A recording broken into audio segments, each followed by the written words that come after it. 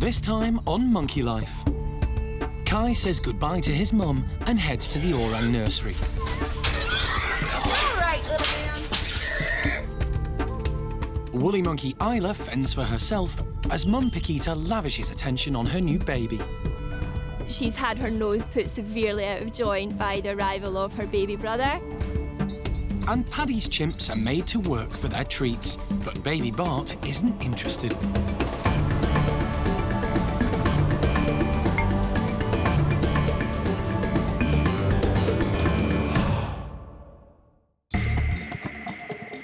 Monkey World, tucked deep in the English countryside, is the largest sanctuary of its kind on the planet.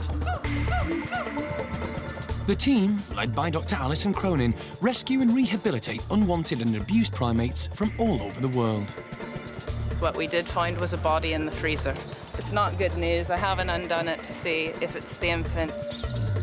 The park is home to more than 240 monkeys and apes from 17 different species.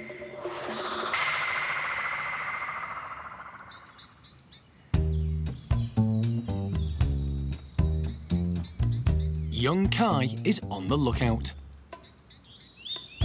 Ever since the orang enclosure was split in two to allow both Gordon and Twan's groups to have their own outdoor space, he's been fascinated with who is over the other side of the fence.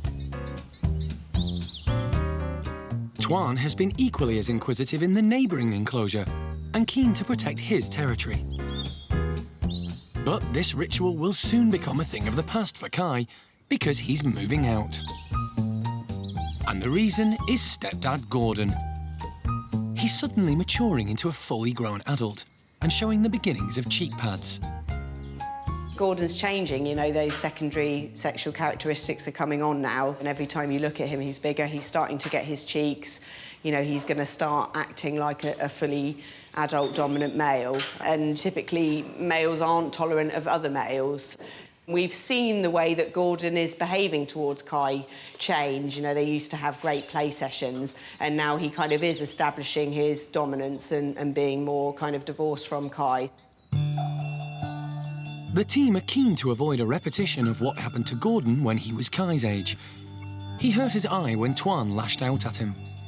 Twan was mating a female that Gordon got involved, actually Amy, Gordon's mother. And again, that is entirely normal behaviour. You see that in the wild, you know, adolescents interfering when their mothers are mating with adult males.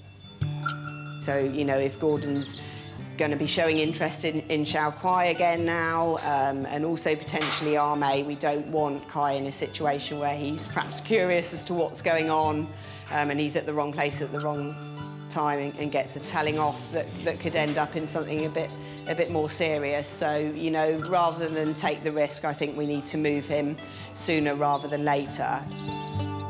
Kai is going to the nursery to join Oisin, Sylvester and the gang. The hardest thing for the 7-year-old will be leaving his mum, Xiao Kwai. Kai was her first child, and the two of them are very close. She's always been very protective of Kai, and even when Jin was born, continued to spend lots of time with him. But staff have been trying to wean him off her gradually.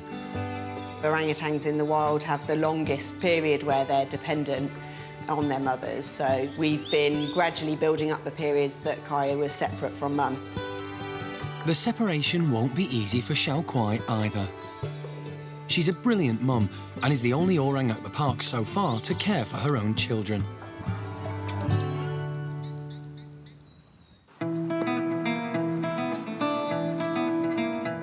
Kai is only going a short distance, but the team will have to transport him in a carrying crate.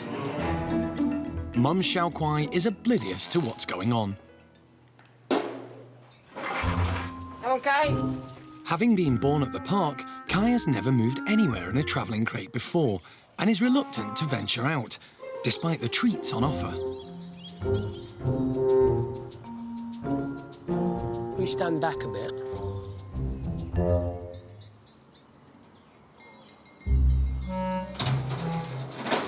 He's in the tunnel, but the team still need to get him into the crate. They've put some familiar items in the box to tempt him in, but orangs are very intelligent. And he's not going to make this easy for them. He does eventually try the crate for size, but cautiously leaves one foot outside to avoid being shut in.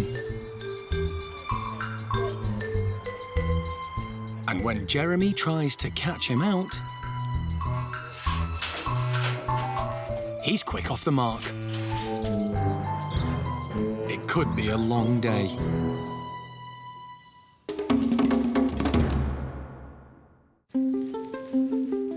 Paddy's group are being kept inside because the Chimp team are preparing a special treat for them. They've put up a log feeder which hopefully will encourage some natural behaviour. What we're doing for Paddy's Chimp group today is we're actually filling some logs that we've drilled holes in, and we're putting some yoghurt inside it and scattered also a little bit of sunflower seeds because they love yoghurt and sunflower seeds. We're also supplying them with some browse. They have to then find all the branches, and they then will use them as tools to actually dig into the yoghurt log and pull all the yoghurt and the seeds out and lick it all off.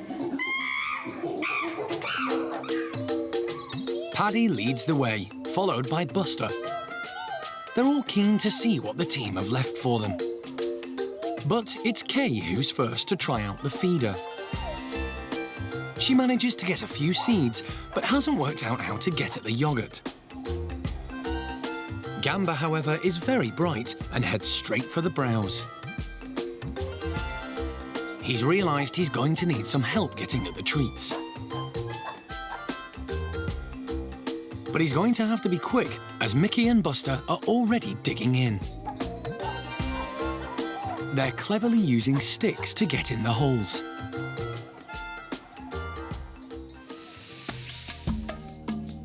In the wild, some chimpanzees use twigs and branches in the same way to get at ants and termites. They fish out the creatures from their nests by poking a stick into the mound. The termites defend themselves by biting on the stick, and the chimps lick them off. This is an ideal opportunity for youngest member of the group, Bart, to pick up some essential skills. But he's more interested in playing than learning how to forage, and Cindy has something he wants. 4-year-old Bart is Paddy's son, and being the baby of the group is spoilt rotten. He knows he doesn't really have to make an effort with the log feeder, as he always has food on tap. Chimps feed from their mums on and off up to the age of 5. And Susie is always happy to oblige.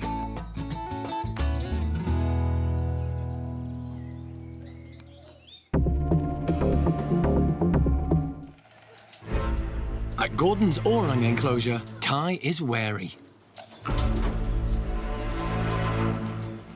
He's locked in the tunnel, but doesn't want to climb into the crate. The team have tried to bribe him with various treats. They're Vietnamese coconut ones. Very tasty. But he hasn't been tempted. Hey. However, when Kara turns up with his favourite milkshake, his resolve is finally broken. Let's just move him now. Kai's not happy about being shut in the box, but it's only going to be for a very short time.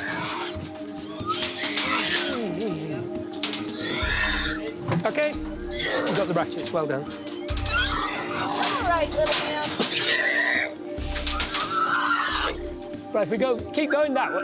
Yeah, OK.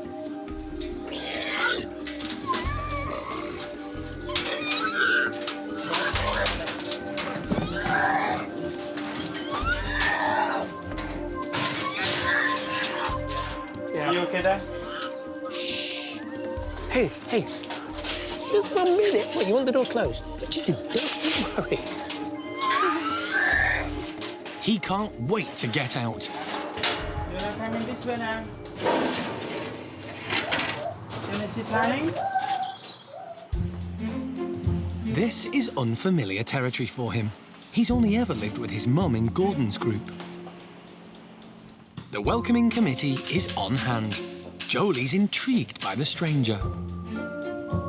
But the team have decided she might be a bit much for Kai at first. They're going to ease him in gently. In the wild, orangs do leave their mums around Kai's age, but it happens gradually. In captivity, it has to be an immediate wrench. There's no way to replicate how Kai would have moved away from his mother in the wild, which is a very gentle, gentle process. Mischievous duo Linga and Dinda are going to be the first to welcome Kai. We have contact. But for the time being, it's just going to be through the mesh. Kai seems unfazed. You see this? He's sticking his tongue through. Linga, as always, is the troublemaker. Kai suddenly notices a familiar face. Xiao Ning has been allowed in with Linga and Dinda. Until recently, she lived with Kai in Gordon's group. But Linga is still being aggressive towards the new boy. Linga seems very full on with him, but I think it's more of like little kids in the playground. The little girl who actually has quite a shine or a fancy to the new young man is kicking him in the shins and running away right now. But when they see Ning go in with him, I think they'll start realizing that it's actually something that they want to do. So to give Kai a bit of comfort and reassurance, we'll get Xiao Ning straight in with him, and then we can build up to the others, Dinda and Linga and Jolie, Oshina and Sylvester eventually.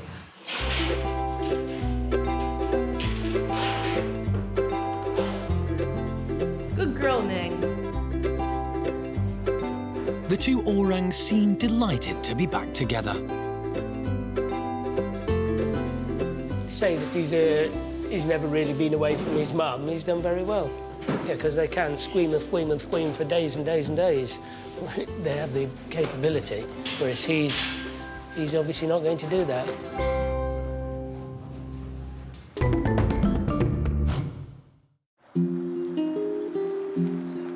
At the marmoset house, 5-year-old Max is all alone today because his companion Betty Boo has died. The two monkeys struck up an unlikely friendship, and her death will hit him hard. She was the park's oldest marmoset.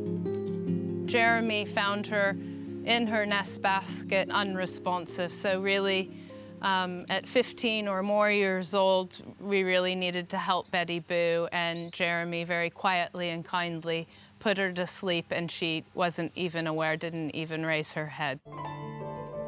Betty was another victim of the British pet trade. She was rescued by Alison and her late husband Jim Cronin from a house in Southampton in 2003. Let it go. Her owner was actually an older lady who was having problems with her mobility and things, but had kept Betty Boo inside of her sitting room in a small cage and would let Betty Boo out onto her shoulder to have snacks, and she'd brush her with a toothbrush. But, unbeknown to her owner, Betty wasn't in great health because she hadn't been given the correct vitamins. Please don't get me wrong, her previous owner loved her to bits and really cared for her, but this is the tragedy of the British pet trade so many times that we find the owners are so well-meaning and love their pet monkeys, but really don't understand what their needs are, and that the vitamins they require, supplemental vitamins into their diet, are absolutely essential a couple of times a week or their bones will break. Betty Boo was a prime example of that. Really bad crippling rickets that left her with broken limbs that were fused. And I would have never expected from that little cage in that sitting room in Southampton that we would be able to give Betty Boo the quality of life that we did for so many years. Betty's easygoing nature made her a favourite, not only among the primate care staff, but also with the park's other marmosets. However, it's her special relationship with Max that she'll be remembered for. He struggled to get on with any of the other marmosets until he met Betty. Betty Boo and Max were the match made in heaven. He was happy, she was dominant, and all was good for them when they lived together. How I'm gonna pick a new individual to try with Max, I don't know, but we need to try and do something for him, so I'll have to get busy on that now. Betty Boo's been with us for so many years and represented a lot of what Monkey World stands for, that the individuals matter, and that we did everything we could to make Betty Boo's life good and secure and stable here at the park. And up until her last day here, She was catching insects, so really pleased for her. At the same time, very sad that she's passed on now.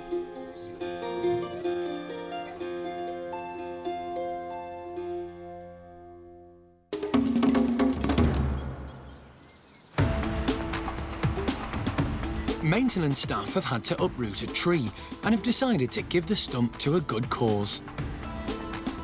It's going in Lavar's woolly monkey enclosure. It's got lots of bugs and stuff still in the roots, so yeah, we're going to let them out and just demolish this as much as they possibly can. At the moment they're having to move it. It's a bit too close to the overhang and we don't want any bouncy monkeys being able to climb onto it and then bounce over the fence and out, so they're going to have to just move it a little bit more into the centre of the enclosure so we don't get any escapes.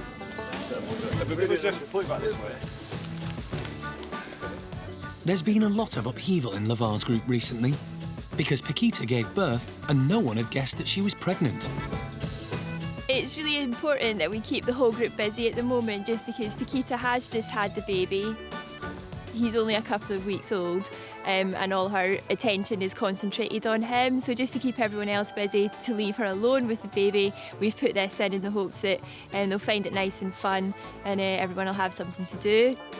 Ayla especially, it's important that we find lots of fun things for her to do. She's not particularly happy that she's got a new little baby brother just because he's taken all of Mum's attention away from her. So really, really important we keep her nice and busy. An extra helping of the woolies' favourite snacks should entice them over.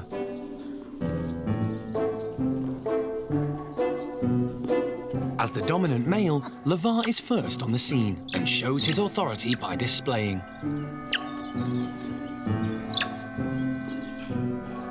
Piquita is next with her newborn in tow. Piquita's baby's doing fantastically well now. He's 2 weeks old. He is definitely a boy and we've named him Manny. He's just at the stage now where he's starting to lift his head off of her and have a look around and his eyes are nice and wide and open. He's taking notice of everything that's going on around him. He's just really taking in all his surroundings and all his other group mates. It doesn't take Piquita long to dig out the grubs. She's always had a good appetite, and today there's no stopping her. Piquita with her food is like trying to take a dummy from a baby. It's not possible a lot of the time. She absolutely loves her food. Piquita's daughter Ayla hasn't plucked up the courage to explore the tree stump yet. Mum having a new one has been a big shock to Ayla. She was pretty much secure in her position as the princess of the group because she was the daughter of the dominant male and the dominant female. So she's had her nose put severely out of joint by the arrival of her baby brother. At the moment, the adults are all still around the tree stump, so Ayla and Diego have hung back slightly, just because they're just not sure about going over there and maybe getting told off because they maybe overstep the mark and get into something that the adults actually want. So what they're doing is just hanging around in the trees just above the root, so they're close enough that they can have a good look, see what's going on, but they're far enough away that they're not going to get into trouble. Diego just now is just sort of in the early teens. He's learning what he needs to learn in order to grow up to be a big dominant male himself, so he's trying out lots of dominance displays.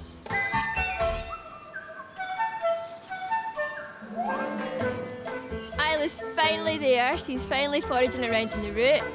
Looks as if she's big and brave. She might not last there very long, but at the moment she's certainly enjoying it. So yeah, big congratulations to Ayla.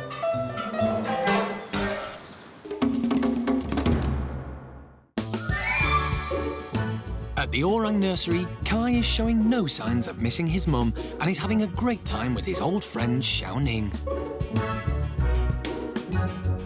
And Oisin, Sylvester and the others have finally calmed down after the excitement of the new arrival. The Orang team want to distract them, so are planning a treat to keep them all occupied. We've got some yoghurt pots and bottles. They've got yoghurt and dried fruit in, and I'm just throwing them out onto the roof so that the orangutans can try and get them through and play with them. If we just throw them straight into the playroom, then they've demolished them in about 2 seconds flat, so it makes it a bit more fun for them to play with. The bottles are too big, they won't go through the mesh. But the orangutans are quite used to this game now. They have different techniques for working them through. Where food is concerned, nothing is ever a problem for O'Sheen. Some of them like to break the bottles and try and get some of the treats out still on top of the mesh. Sylvester can put his hand right through, but he doesn't have the strength to pull the bottles through completely, whereas others, like O'Sheen, for example, tend to have a lot of strength and pull them straight through the mesh. Kai and Xiaoning aren't missing out. They've got their own supply of bottles. Ning has a delicate approach. But Kai uses O'Sheen's technique. In the wild, orangutans tend to eat in trees. They spend all of their daylight hours up in the trees, so we find it quite important to try and make sure things are put up as high as possible to try and encourage some natural foraging behaviour. Everybody seems to be enjoying themselves. I think it's one of their favourite activities. It keeps them occupied for a long time and they seem to have a lot of fun.